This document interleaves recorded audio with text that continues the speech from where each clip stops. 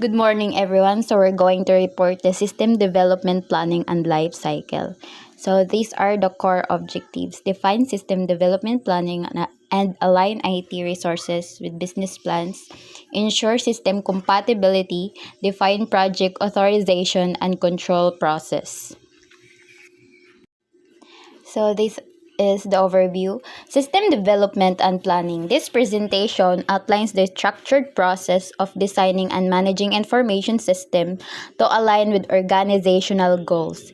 It covers the complete development life cycles, compares traditional and modern methodologies, and examines tools such as prototyping, case, and rapid application development. Emphasis is placed on strategic planning, project management, assessment, and collaboration between IT and business units. So the SDLC or System Development Planning, it is a structured process of presenting something. Para siyang step-by-step framework to be used by the development teams to produce high quality or secure softwares. Next is So these are the procedures. First, investigation. So initial study to identify problem, opportunities, or business needs. So before mo mag-implement og mga kinahanglan sa inyong business, nadjud na siya plano. Next, design.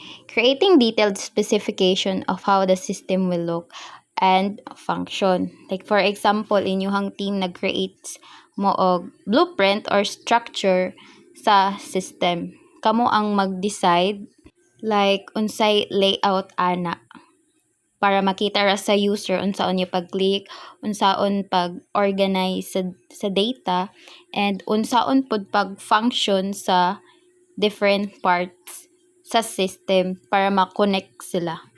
And especially security to measures like who can view o kinsa po'y pwede maka-edit ana inyo ga-implement na like project or system. Let's say for example sa inyong business, gusto ninyo na i-transfer ang all documents dito sa bag-o na system. So kato inyong gi-implement na system, kailangan po to siya i-testing before ninyo siya i-officially use bitaw. Like, i-test sa ninyo if kaya ba niya ma-accommodate tanan files or information. Or kaya ba niya ma-correct ang mga lapses. Next, we have implementation. So, there is implementation. Pwede na nimo siya i-implement sa mga tao. Or, let's say, for example, sa inyong business. So, tanan staff or user ana, pwede nimo sila i-train or maghatag og procedure unsaon paggamit ani na system. And then maintenance, ongoing fixings of issues or minor adjustments. So, after nimo na siya ma-launch or ma-implement na system, kailangan gihapon nimo siya i-check if mag-work ba siya properly. Need po siya i-update o kinahanglan.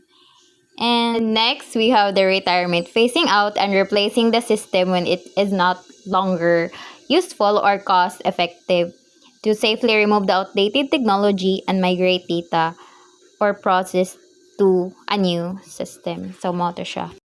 Next, we have strategic planning.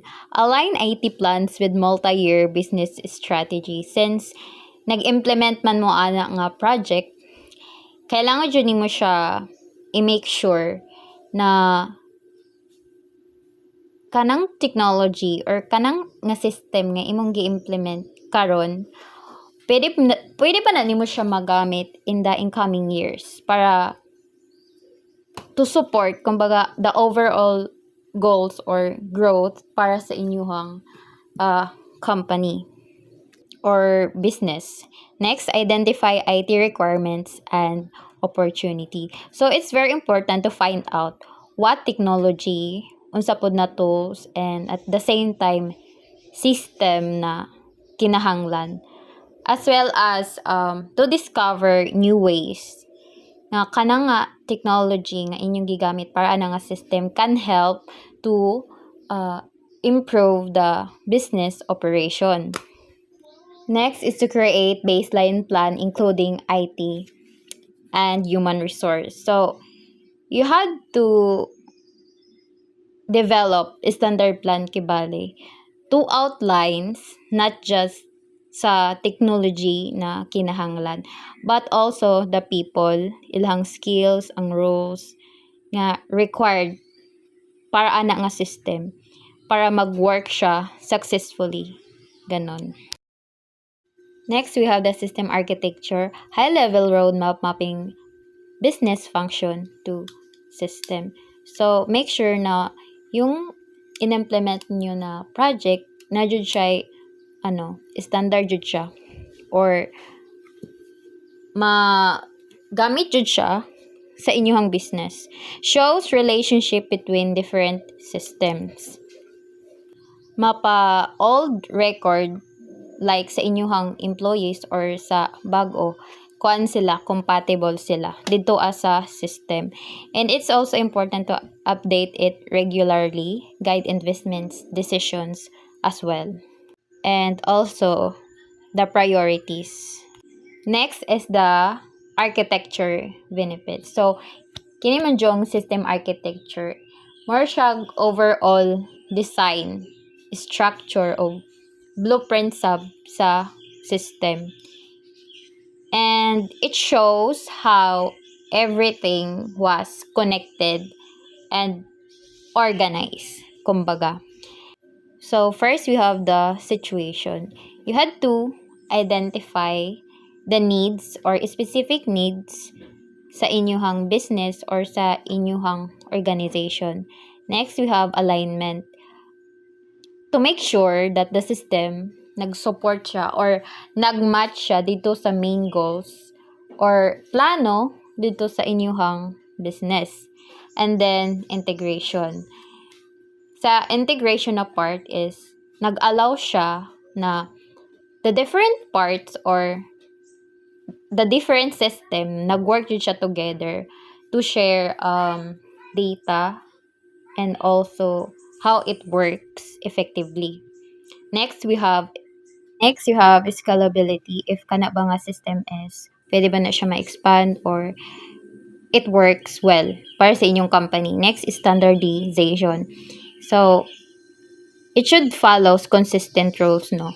Formats, as well as ang methods to train the people on how to use that system. Next, we have the IS planning process. So, the IS planning process, it is a step-by-step process of planning what information system your organizations need ug unsaon pag-create ana. So, we have a strategic plan. So, ang strategic plan, maghimo ka og long-term nga direction or goals kung unsaon nimo ang information system to help to achieve your business objectives. Then, i-identify nimo unsa sab na project. And you had to list down kung unsay kinahanglan ni improve sa inyong business or mga kailangan i-prioritize. Next is prioritize and select. So, sa prioritize ug sa select, kailangan nimo mag-decide kung unsa nga project ang kanang mas important o mas urgent jud siya na kinahanglan unahon. Then to determine the resource like people, budget, ug time. So you have to identify what you need to complete. And sa kanang nga project, kinsay mag-work, how much budget or money is needed for that project, and how much time it will take.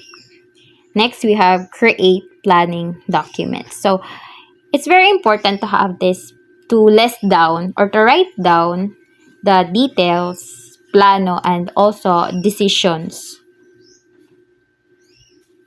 para ma-official siya as document to serve para reference ninyo anang project.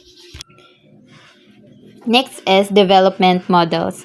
Traditional waterfall model with sequential phases. Like ganiha sa third slides, it is one of example of waterfall model kay sequential siya. Next is alternative approaches. Prototyping. Next, we have prototyping. So, before dyan mo na siya i-implement, you had to create draft or work version bitaw before nimo siya ipagamit sa uban. Para pod matest nimo siya. Ug unsa po'y kailangan niya i-improve. Next, we have rapid application development or RAD. It focuses on how fast it delivers, no? Next, we have the case base. So, ang case base, mao ni siya ang magtabang bitaw para ma-automate or ma-manage dayon niya ang flow dito as a system na gi-implement. Next, you have time boxing. So, since gi-implement nimo na siya nga system or kana nga project, you had to set a fixed deadline kung kanus ana siya mahuman o kanus ana siya ma-complete the whole project. Let's say for example, this project or this system will finish within 6 weeks. So, mahuman ra jud siya within 6 weeks. Ganon. Good day everyone, so let us continue our discussion. So let's proceed to traditional SDLC or waterfall model. So the waterfall model is a linear and step-by-step process where each phase must be completed before moving to the next one. So think of it like a waterfall. So once a water flows down, it cannot go back out. So back up. So that is a traditional SDLC or a waterfall model.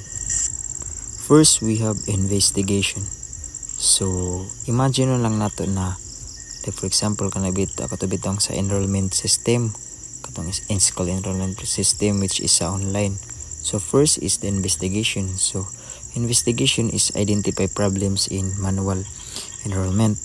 And then the second one is the design. So, planning system features, student records or payment system. And then the third one is construction. Develop the software, and the last is the implementation, which is use it in the school. So just like sa katong second sim nga nag-implement na sila og katong online enrollment system, and then nakita man nato nga it is also effective.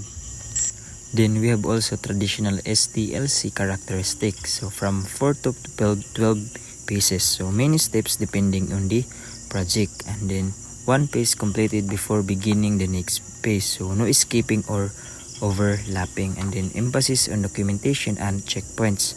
So everything is written clearly, and also detailed planning and budget at each phase.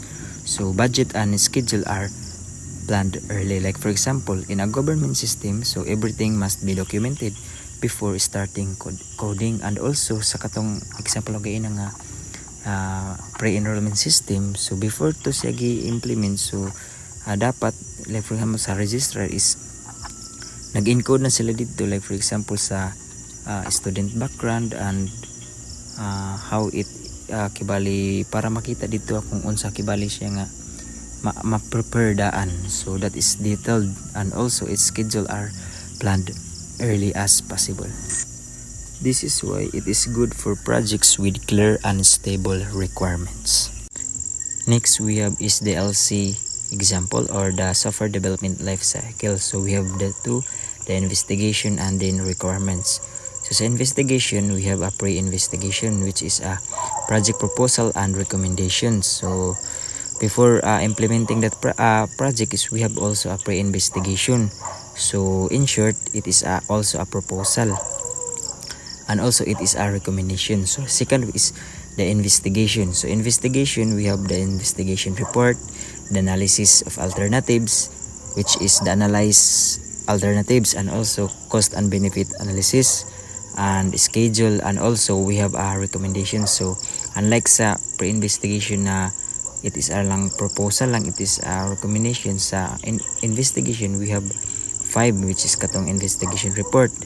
So second is i-analyze ani mo kung unsay mga alternatives nga ang ibuhaton, and then cost and also the benefits yung magastog unsay imong madawat kibali, like for example ana, and then also the schedule, how you handle that, and also ang last one is the recommendation. So it is effective ba or dili effective on that specific project that you are going to implement.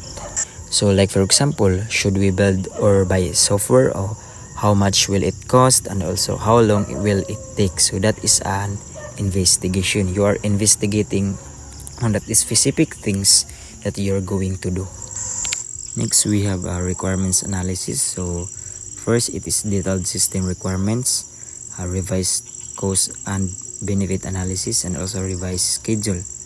So it is detailed system requirements and also update cost and the schedule. So this defines what the system should do. Like for example, sa food app must allow users to order food, accept online payments, and also tracking delivery.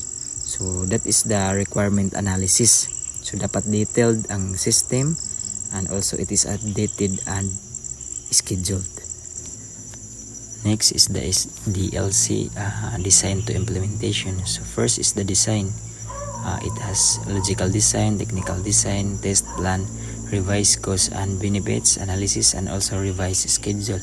So in design phase, this is where the system is planned in detail. So logical design, what the system should do, like for example the processes and data flow. Example is designing how a student enrollment system processes registration, and in technical design, how the system will be built, like for example the hardware or the software.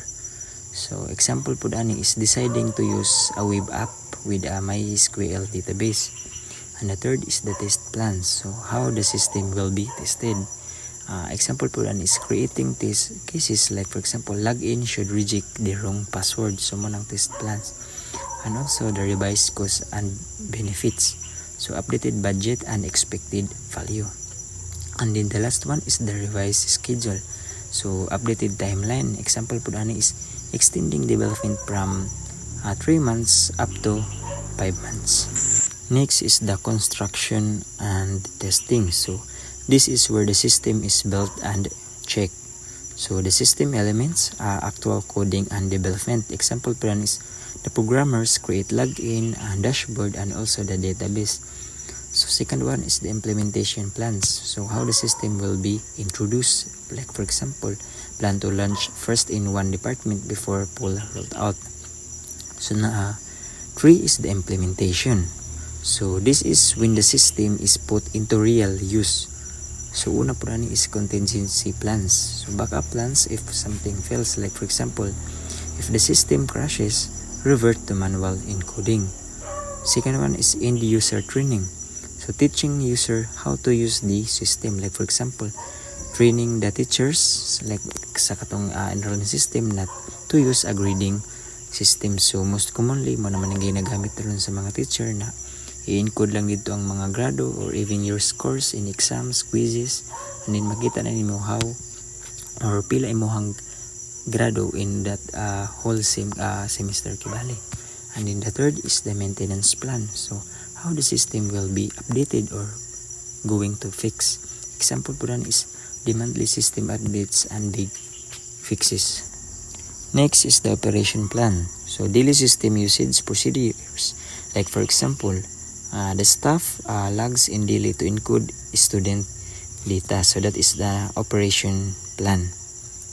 And then sa implementation ng pod ang cutover o phase in. So transition to the new system. Like for example, gradually replacing the old system instead of switching instantly. So that is the cutover or the phase in.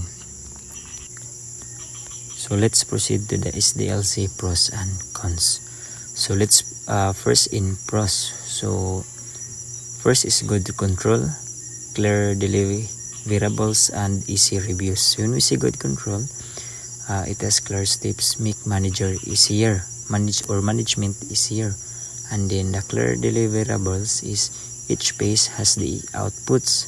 So dapat kada phase sa katong SDLC is dapat it is clear, and also it has all output and easy reviews. So progress is easy to track. Like for example, ano is a government system project follows strict steps and it is easy to monitor. So sa cons naman is it is slow, takes time to finish, rigid requirements, hard to change once started, and difficult cost estimation. So cost may be changed later. Ang example po ani is a system becomes outdated because changes couldn't be added quickly. And then maturapod ta sa improvement to SDLC or software development life cycle. So dedicated project team, so focus group working only on the project. So example is a team assigned only to develop a school portal, like for example sa registrar. So ang trabaho niya is katong mag-record sa mga student, and then sa when we sinapod sa department, so ang trabaho ni sa mga department is to kanang they are the one who designated on that specific student nga nag-enroll dira, and then moadto na po ta sa JAD or joint application design. So meetings with users and developers. So example sa ang instructors and the programmers discuss system features together para mas magka-sinabot sila, and also better user involvement. So users participate throughout. So example is students test the system before final release. So katong kuan bitaw sa katong online system, katong enrollment system nga kuan is before to siya gi-implement or before to siya gipagawas, so ilasang gitestingan if it is effective ba. So muna, so dapat it has a better user involvement. So let's proceed to the time box approach. So time box approach is a fast development method where work is done within a fixed time. So una is identify the objectives, so set clear goals.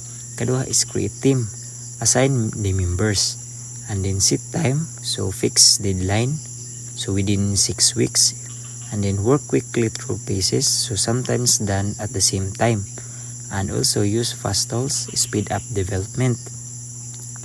Review at the end, so review takes place at the end of a period time, so evaluate the results. So dira na makapangutana, so whether continue project for another period ba, cancel all the together, and or release the current version. So like for example sa katong babalik yapon sa katong pre-enrollment system, so i-continue ba to sa project next academic year, or i-cancel to tanan because of the disadvantages, or implement the current system. So kato current system or kato siya, or mas ma-improve pag ito siyang enrollment system para mas mapadali ang estudyante to enroll, diba?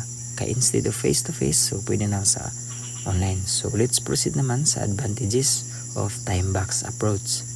So eliminates gap between system on paper and real system, diba? Nga instead of hard copy, so we use also sa kanang soft. So example ani is reduce gap between idea and real system. Is example is users quickly see a working app instead of just plans, and also immediate testing of feasibility.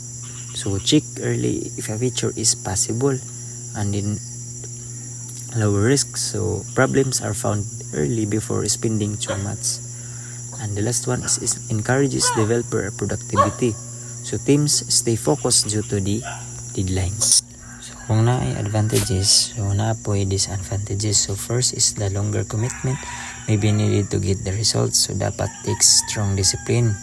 And ikadua is danger if implementing unstable or poorly, so may produce low quality output because of implementing unstable or poorly and then maintainable product.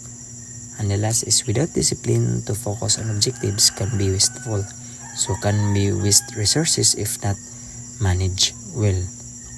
Like for example, a rushing system may cause bugs, diba nga instead nga kanang hinayon siya and then plastaron. So magyapon siya nga nagapon siya disadvantages because of kanang implementing kanang papaspason kibalin nimo.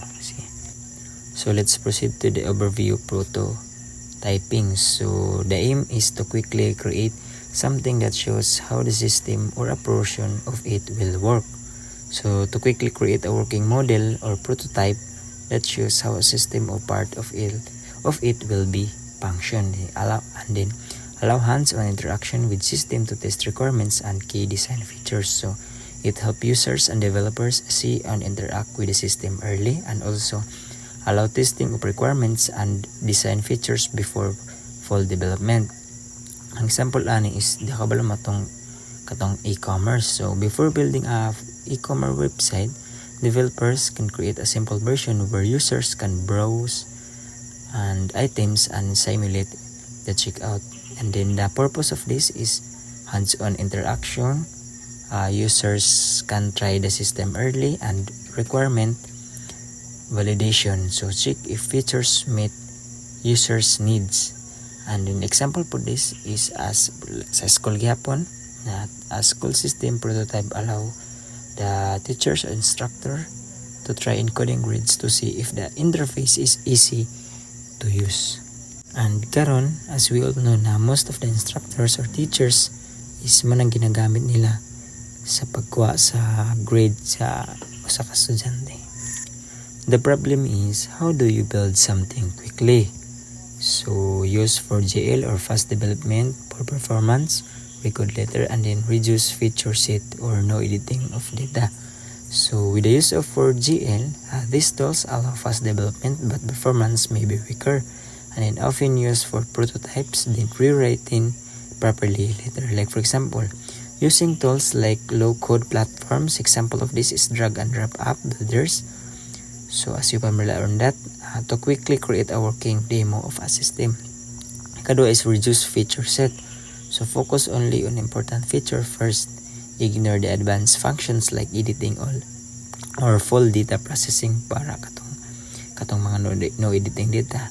And an example of this in a prototype banking app. So you can view account balance, but you cannot transfer money. So that is katong no editing data, so reduce the feature set. So that is the use, or that is the answer of the problem. So how do we build or something quickly? So that's all of my part. Thank you for listening. Morning everyone, my assigned topic is all about prototyping. So, prototyping kay process ni siya sa pag-create og sample system para makita dahil kung unsaon siya pag-work. The global is to quickly test to the design and features pinaagi sa mga actual use, pero tungod kay dali siya buhaton usa gamiton ang 4GL or gamihan na lang ang mga features para mas paspas mahuman. So there are two types of prototyping. First is non-operational prototype. Mock-up rin siya, dili siya functional, pang display lang siya like screen o reports. Second, kay operational prototype. Working system na ni siya or part sa mga system na pwede na ma-test sa user. So next is case introduction. So ang case or computer aid software engineering kay tools na makatabang sa mga developers para mas paspas ang ilahang system development. So naay three types of case. First is uppercase. So ang uppercase kay nag-focus na siya sa mga planning, analysis ug design. Second case, which is the lowercase, is nag-focus siya sa coding ug testing. The third case is integrated case, which is combination siya sa two cases. So next is repository, data model, and code generation. So ang repository mao ang storage sa tanang data o requirements sa project. Ang data model nagpakita kung giunsa pag-organize ang data gamit ang schema. Ang code generation kay automatic automatic siya nga paghimo og code gamit ang programming language like 3GL or 4GL. So next is rapid application development. Ang RAD kay paspas siya nga way sa paghimo og system gamit sa lain-laing methods like case, JAD, prototyping og like time boxing and time boxing kay naay fixed time limit sa task. Next is project management. So ang project management kay about sa pagplano sa task, pag-track sa mga progress o pag-manage sa resources. Nagtabang po ni siya sa pag-adjust sa plans kung maay mga problems. So the goal is to complete the project successfully. Is RES assessment. So ang RES assessment kay pag-identify sa mga possible nga problems sa project. Major RES include scope, timeline, experience sa mga team, organizational changes o mga geographic scope. Next is end user development. So kini kay situation nga ang mga end user kay mismo ang maghimo sa mga system gamit ang easy tools. So ang advantages ani kay mas kabalo sila sa mga businesses needs og naa sila control sa mga priorities. So ang disadvantages kay kulang sa mga technical skills o mga planning. That's all. Thank you.